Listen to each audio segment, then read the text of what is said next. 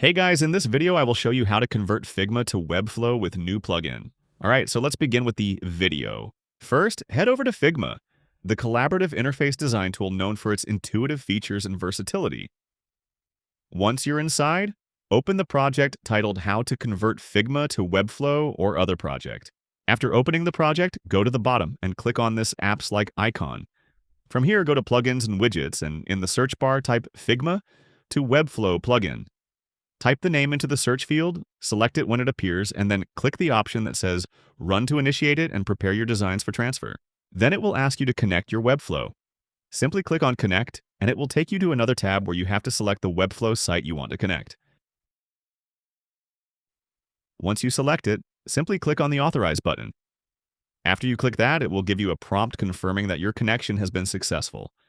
Once it is connected, what you have to do next is go back to your Figma and click on Get Started.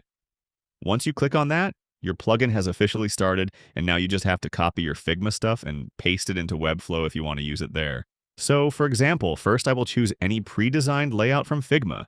So yeah, this is the one I have selected. Now what you have to do is simply select any layer that you want to convert into Webflow. Once selected, simply click on Continue.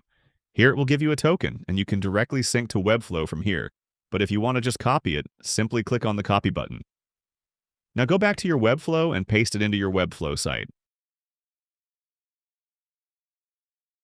Once your design elements are successfully pasted into Webflow, it's time to take them live.